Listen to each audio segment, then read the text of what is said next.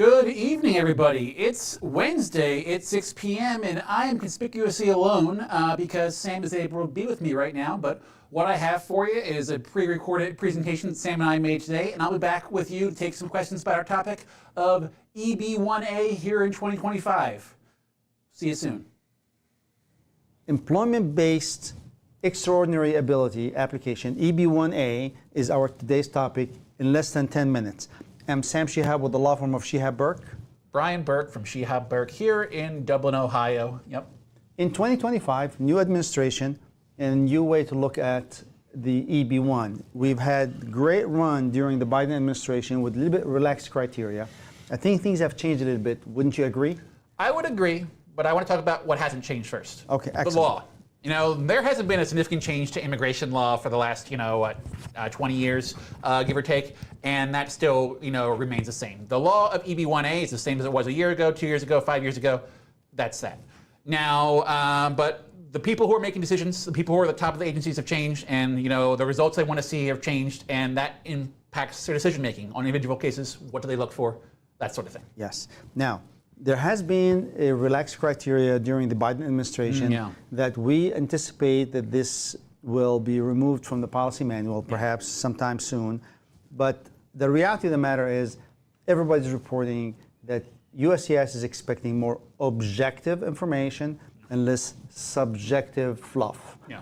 And which really is consistent with the way we've done it all along, at least in this office, I'm sure other offices, but not everybody, that the requirement that the Biden administration to kind of provide more of a broader approach, that those days are gone.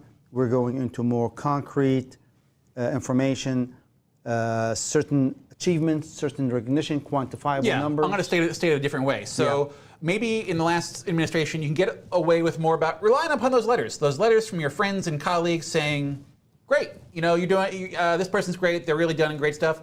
But in this present world, you really want to give more third-party quantifiable evidence. So let's say you're the inventor of this cool product. Don't just have people tell you it's cool. Give evidence that it's quantify it. Show that it's been, if it's a software product, been downloaded by 1 million people, or it's made a bunch of money. That sort of widespread application. Yeah.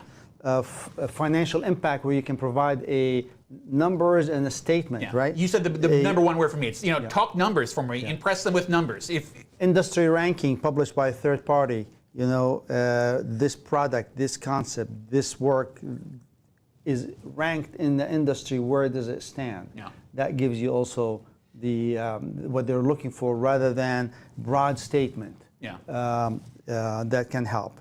And what about these changes during the, what are the changes during the Biden administration that we've had that are gone? I think. So there was sort of flexibility as to sort of like the amount of awards that they would take. They sort of indicated flexibility, like they mentioned like youth awards. I'll give you an example of what case I was working on pretty recently, still working on it, waiting for that to hear a positive result on it. But we had chosen to make an argument based upon internal company award. The guy works for an absolutely impressive company, and he has a really impressive award from that company. And I have, basically done everything I can to basically compare that to an award from an outside organization. Typically for an EB-1A, you want an award from, an industry group or something like that. I'm basically arguing, no, his company award is good enough. I have made the best argument I can on that one. I think it's a possibility they'll give it to us, but I'm not counting on that as much as I am on another argument, just by virtue of the change of administration. They're going to be a little bit less friendly, and as you said sort of earlier, they're kind of being stricter on the criteria. Nearly what the law says. That's kind of we're not going to give you an inch on these things. So one of the things is the leading role and performance during the Biden administration within the division was okay. Yeah. Now USCIS may be looking at a leading role within the organization. Yeah. So that's a huge difference. Hey, I was a leading role within my division. And I've done a great job. Biden said, high five, you've met one of the criteria. Now, they're really looking at a leading role in the company or industry or something like that, if you're thinking, by way of example. If we're thinking about like a technology company, there's some big giant behemoths, and we do a lot of cases for like Silicon Valley types working for big, broad technology companies. And I make a lot of arguments saying, so-and-so is working in this sort of cool, cutting-edge division of the company, and maybe that, you ask the question as to whether that's good enough anymore. Should they, instead of being the top dog in that division, should they be, a vice president who has, multiple divisions, underneath them? It's a reasonable question to ask. It's the sort of thing where you're always going to make your pitch, but basically arguments are going to be, you're going to have might have a harder time making certain arguments. Another example is published material. If this person is a third or a fourth author, or a kind of a on the side, but is involved in it, and you can show evidence that he's involved in that published material, but not really the leading person. Yeah. The prior administration would say, okay, maybe this is good, yeah. But this administration may be looking at a person on the top half of the hierarchy rather than the bottom half. Yeah, and again, so that's the sort of person where arguably that they meet the criteria. If you're the fourth publisher on a paper, you met the criteria. I think where a lot of the objectivity comes in is sort of what they would call a totality of the circumstances explanation or analysis that they do on an EB-1A case. So talking about the rules for EB-1A, the government analysis is two parts. One, there's a list of 10 criteria, things like published papers, membership of organizations, leading role in your organization, high salary. If you meet 3 of those, you have a plausible case. But after they confirm you meet at least 3 of those criteria, they do a totality of circumstances analysis to say, do we really think you meet the definition of the category? Are you really an individual of extraordinary ability for sustained national or international acclaim in your field? And the little kind of nuances like that, that's where I think it can be really change your results, where if they might say, well, you're not really the person who's making the big impact because you're the 4th person down.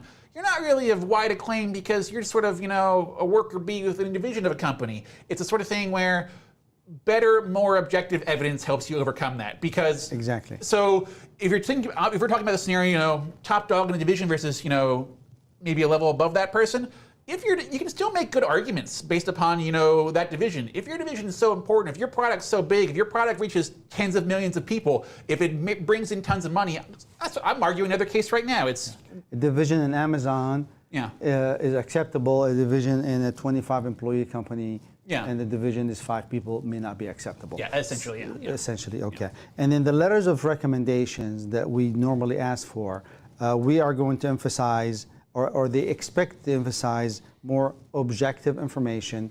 For example, industry ranking of a product of achievement, more of a balance sheet showing dollars and cents made us so much money directly related. Talk those numbers. People sometimes think that like these EB-1A letters are supposed to be about, so-and-so's a great person, so-and-so's a smart guy. But that's not what they're looking for. It's about why, and you talk about impact. You talk about numbers and widespread use of the product, widespread download of the application. That's what you're looking for. Like EB-1A letters are so important, but I usually tell somebody, they're good for filling in blanks. But that's spackle. That's stuff that holds the case together. You want to, if you have a product and there's a product that you sort of invented at your company. What I want is, first is marketing materials for that product. I want to see, promotional things saying this is who the client's using this from, third-party sources, published online. The government can go look at themselves. Not the letters you get for an EB-1A case are so important, and they do sort of fill in the cracks. Not only do they fill in the cracks, they hold the case together. But they are can be viewed as sort of self-serving because they know that they are drafted, as a favor to you to help you out. They're from good people, but they want to see that third-party stuff. And I say basically always start with really what you've accomplished, what you can document on the outside, and help. Those people can basically sort of emphasize those things. But I think in this present climate, to build an entire case based upon letters is harder. Do you uptick in RFEs? No question. Yeah. Now, as a strategy, do you hold something back for the RFE, or do you just put all your eggs in that basket and then you look for other eggs if an RFE comes in? And that's a strategy question. In the present climate, my metaphor is I usually tell people, if this ship is going down, we're going to be standing on the bow of it, shooting off our pea shooter at the metaphorical enemy, which is the government. Meaning, I'm going to shoot my shot, everything I got, because that's what I do too. Yeah, because I'll tell you my perspective on. Maybe you have a different one. Basically, you get two. If you make an argument twice in the initial filing and in the RFE response, you get two chomps at the bit to basically sort of cater it, tailor it to what you think the government's thinking about. If that RFE is good information. If they tell you, "Oh, here's a problem with your argument," you can come back, and not fix the argument, but basically address what they're thinking on it. Avoid generalized description. Focus on quantifiable data. Would that be a good message for the change? Yeah. If you want to summarize it and to make it easy for everybody. Quantifiable and objective too. Yeah. Better. Widespread use, download numbers, financial statements, rankings, third-party rankings. I always think try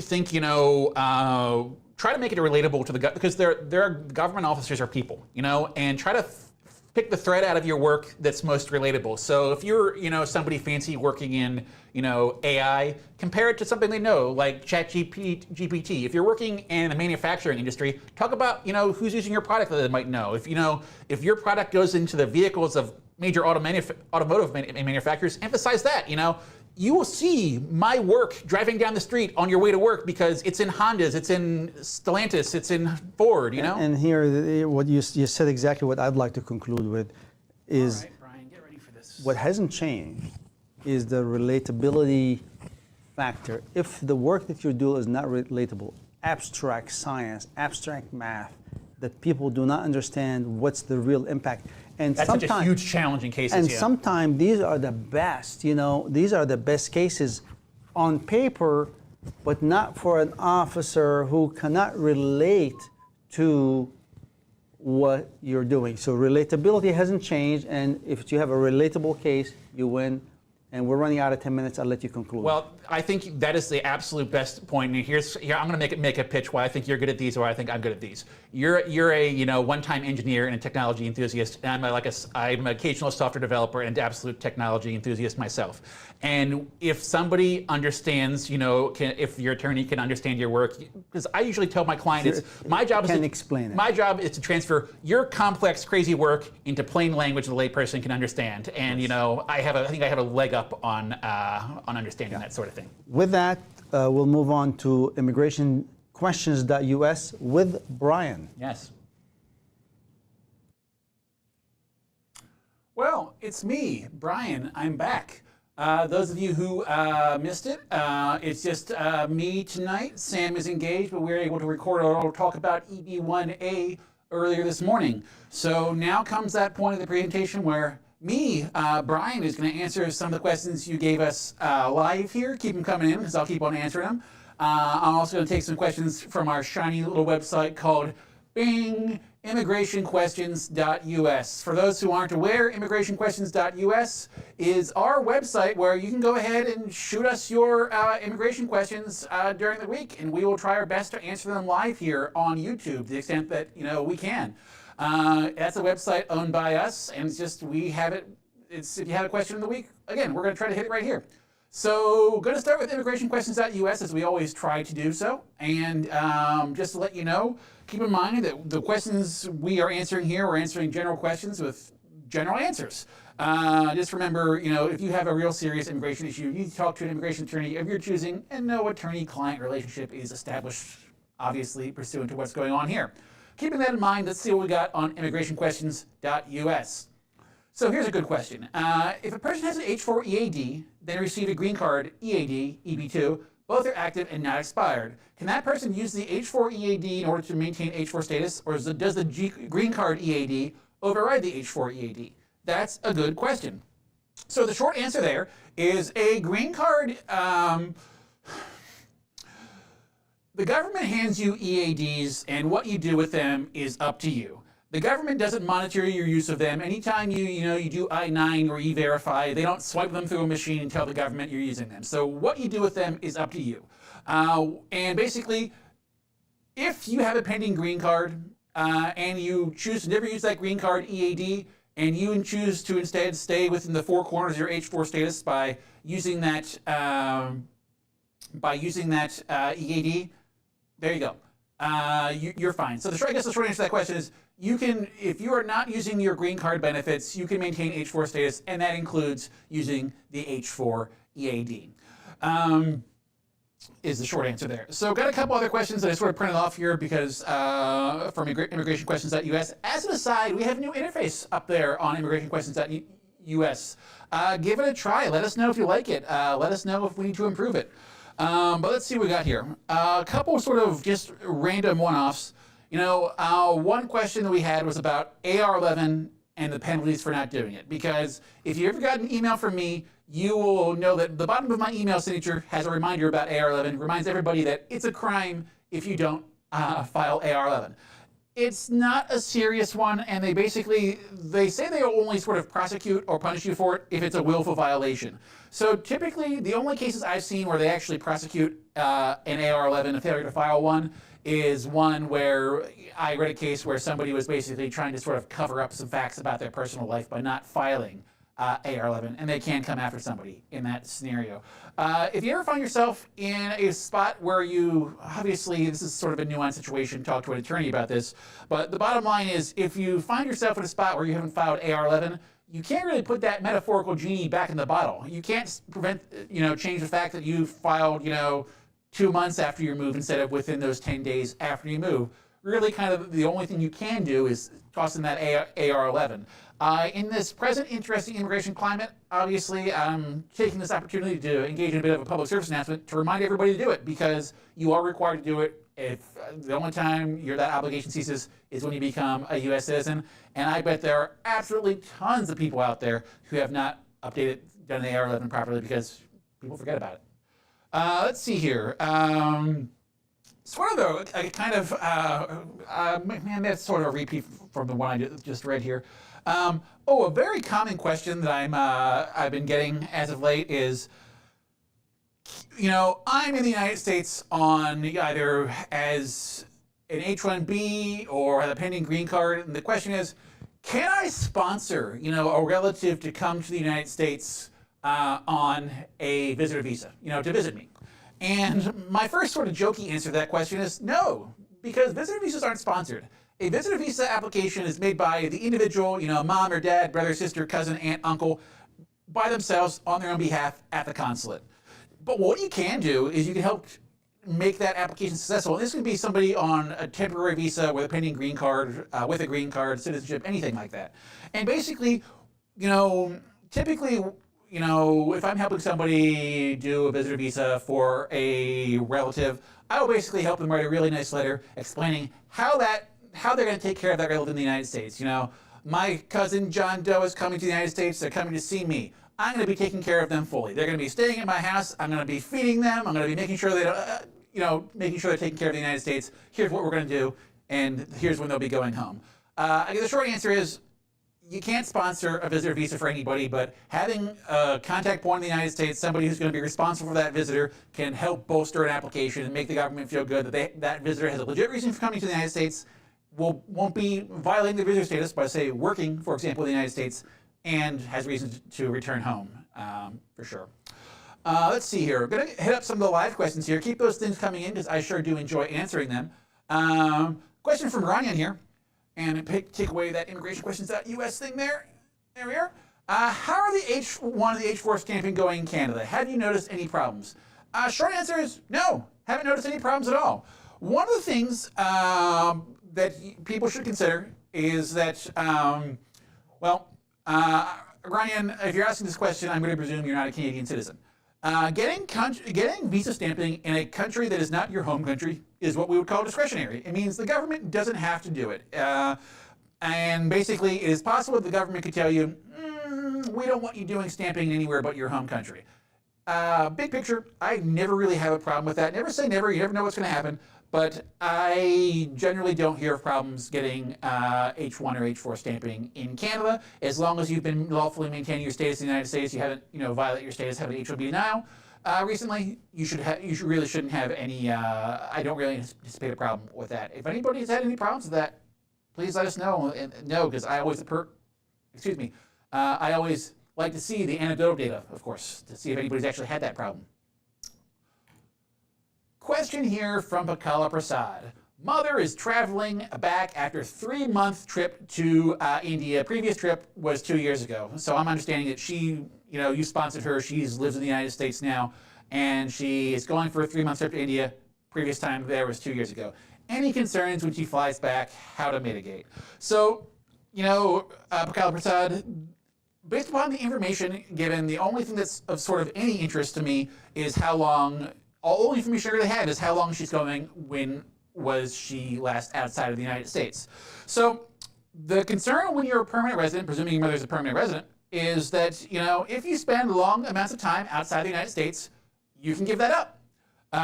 And basically, if you spend more than 6 months outside the United States, they will sort of, question whether you can maintain your permanent residence. If you stay out in the United States more than a year, they will basically consider your permanent residence to be dead. Now, every now and again, some genius gets the idea that, here's what I'm going to do. I'm going to leave the United States for 5.5 months, come back for 2 weeks, and then I'm going to leave for 5.5 months again. Things like that will eventually get you called out by customs folks.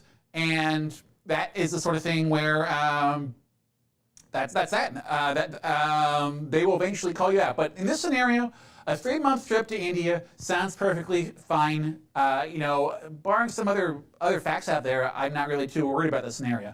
You leave the United States for less than 3 months, they really I really don't anticipate a problem with that. Yeah. Let's see here. What else we got? Question here from Granyan. So, can we get in-person appointment for urgent EAD? So, the answer is no. I'm not aware of them doing in-person appointments for that, and I'll talk to you about that and a little bit more. So, you've probably heard of the concept of doing an urgent advance parole for humanitarian reasons. Basically, I need to travel. I don't have an advance parole. Somebody passed away in my home country. Can you give me an advance parole? And they can do that. They can typically do that. It takes about 3 days to do it once you get the request in, but you probably should have good documentation up front. When it comes to an EAD, what you can do is you can put an expedite request. If you do a quick Google search for USCIS expedite criteria, you're going to find them. One of the things I would have to ask is, why do you need an expedited EAD, an urgent EAD? My inevitable thought on that is, if you already had an EAD in the past and your current one is expired and you kindly filed an extension, you'd be entitled to an automatic extension of your EAD. So if you're having trouble with, say, an employer who doesn't want to take an automatically extended EAD, that's the sort of thing you can talk to an attorney about, and basically maybe getting a letter for that employer explaining the policy and reminding them that they shouldn't be, they've got it wrong here. But it is possible to, apply for expedition of anything, but I will tell you this, in my experience, they are not particularly excited about expediting an EAD. I have tried so in the past. So, question here from Wesley. Should I wait for I-45J RFE or proactively send the I-45J bona fide job offer and switching jobs? If I need to send it, how long can I procrastinate? USCIS, they tell you you can send in your I-45J, whenever you change jobs. You can hand it in at an interview. You can hand it in a RFE response scenario. I try to take a pretty conservative approach about this. It's basically, if you're changing jobs, notify the government. If your heart has left company A, your I-140 employer, it is probably in your best interest to go ahead and file that supplement J as soon as possible. Why? Because you can't avoid an RFE if you tell them timely. And two, I'm the sort of guy who my nature is to be a little bit anxious about the government, and basically, hypothetically, if you're no longer with company A and you have a new job and they, I don't know, it's the process. It's what they expect. If you have a new job that's your path to a green card, they want to know about it. I'd rather have them approve your case, having that new I-45J in your hand, rather than approving it without you ever submitting it, because I don't know, that's the way it's supposed to work, at least how the law is written. How it works in practicality is you can submit them all these times. How long can you procrastinate? Again, until USCIS asks, but when you change who your intended permanent employer is, that's my humble recommended time to submit it. Why? Because when you're getting on board and excited about that new employer, that's probably the best time to get that Supplement J form from that employer. Because my sort of nightmare scenario is that, okay, you put it off when you join that new employer and you never bother to tell HR about it, and then 6 months later, you get an RFE that says, give us that Supplement J. And then that employer goes, no, we're not going to be doing that. We don't just sign immigration forms, something along those lines. That's the sort of thing that worries me about Supplement J scenarios. Yeah. So a question for Vinay. Is it fine to travel internationally and return using AOS-based AP while H-1B extension is pending? So Vinay, this is the sort of thing where so let's mentally separate your pending green card application and your H-1B. You are probably aware it's totally possible for you to abandon your H-1B status and just hang out in the United States, work pursuant to a green card EAD, travel pursuant to a green card-based advanced parole, and just wait out that green card approval. There's no requirement that you maintain your H-1B status. So meaning there should be no, at the highest level, there's, you're not, does it impact your H-1B extension? No, I guess not. But the sort of very narrow thing that's sort of hard to answer here in this venue, because there's a lot of questions I'd have to ask you about it. It's, I presume you're trying to maintain your H-1B status, right? And the problem you're going to have is, the problem I would see you having is that if you leave the country, well, there's a lot of, honestly, there's a lot of questions about this. So my fundamental question is, the answer is, if there's an emergency, you have H-1B extension pending, you need to leave the country using your green card AP, that's an independent thing as your H-1B, you should be able to do it. The big question for me is, when that H-1B is approved, is going to determine whether or not you are on H-1B status in the United States. And that's a question that there's like 10 different answers, and it's really kind of contingent upon when that H-1B is approved, is the very short answer to a complex question there. So gonna maybe hit up one of these. I have a couple more from earlier in the week, immigrationquestions.us, and may as well put that fun little logo up there while I'm doing it.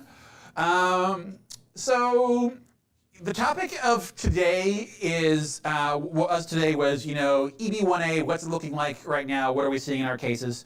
And there's sort of an inevitable question about that other complex, very egocentric visa application, EB2 national interest waiver applications. And the question is, are you seeing changes in that? And the answer is, yeah.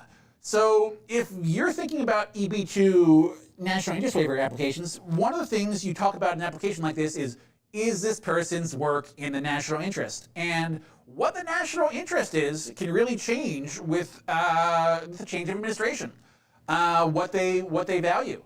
I was talking to somebody right around maybe January who, a lovely woman, she was working in international aid, working in policy think tanks in Washington about, how NGOs and governments distribute funds to help people around the world.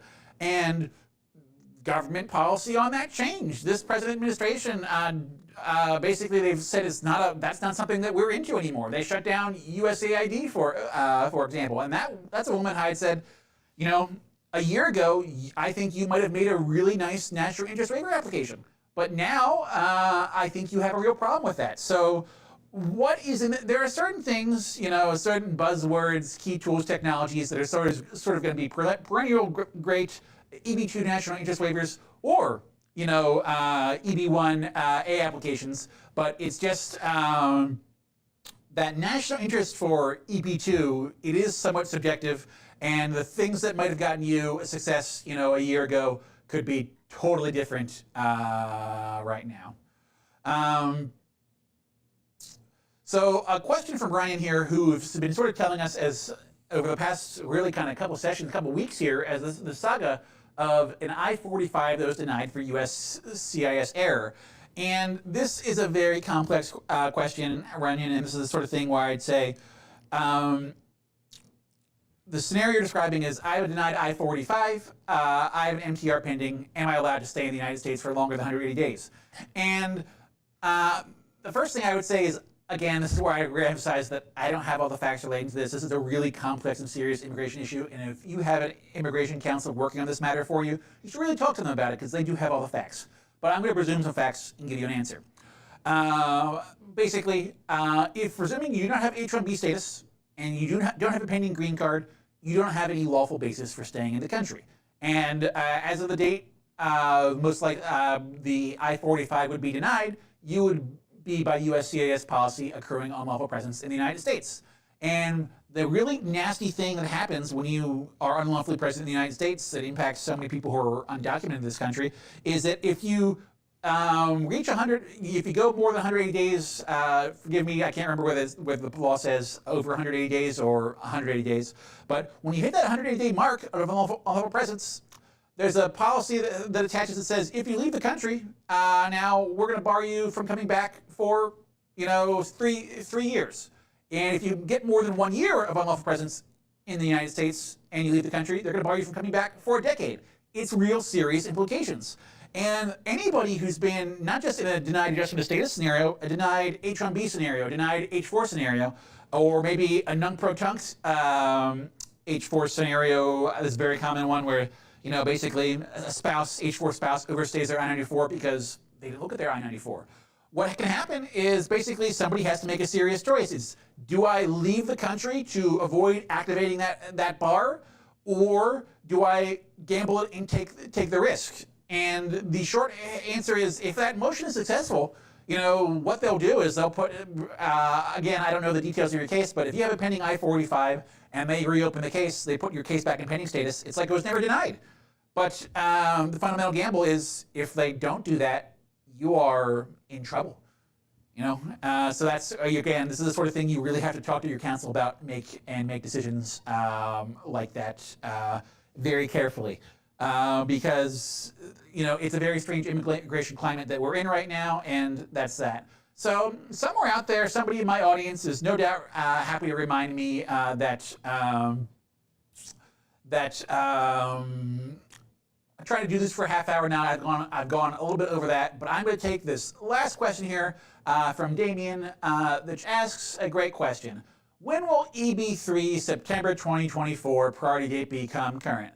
Well, based upon your question, Damien, I am going to look at this visa bulletin here, and I'm going to fully state and admit that it is really hard to predict the visa bulletin. In my experience with regards to the visa bulletin, as soon as I say, it's like a petulant child.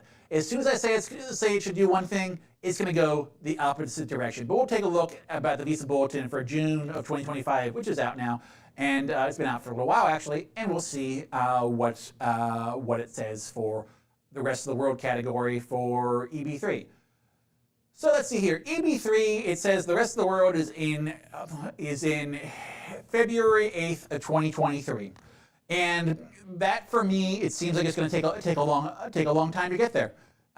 You are really you are a year and a half about more or less off of current, and obviously, one would hope that maybe the visa bulletin would move at a linear rate. One day for, in reality, 1 day on the visa bulletin. And I'm gonna maybe just test that hope by looking back. If we're on the June 2025 visa bulletin right now, 6 months back would be December 2024. Let's check out the December 2023 visa bulletin and see what it says. Maybe we'll get some hope there. I'm going to go to the old historical visa bulletins. Maybe check out 2023, December 2023. Let's see where it was. December 2023 visa bulletin EB3 rest of the world was in, oh boy. This is, that's a final, making sure I'm looking at the right dates here. The final action date in December of 2023 was on 1st of December 2021, right? And now it's on 20th of February 2023. Well, that's not too shabby. It made it 1 year, 2 year. It made it 2 years and a couple months. I don't know. Maybe there's some hope for you, Damien. Maybe there's some hope that that visa bulletin will continue to move forward on a even better than day for a day sort of thing. But one thing I will tell you is that just because the visa bulletin has moved one way in the past, there is no guarantee it's going to move that way in the future. Visa bulletins are calculated on a monthly basis by the good folks at the Department of State, and we don't know what's going to happen on them until they happen. So I think the ultimate answer is, when will the EB3 September 2024 priority date be current? You will know before me, because you will be monitoring the visa bulletin, and I bet that you'll be setting alerts on your phone, and the second it happens, the second that comes out, you will be the first to know, and anybody else who has a similar priority date to you. Wishing you the best of luck in your wait, Damien. That's going to take care of it for me today, May the 28th, 2025. Thanks everybody for tuning in.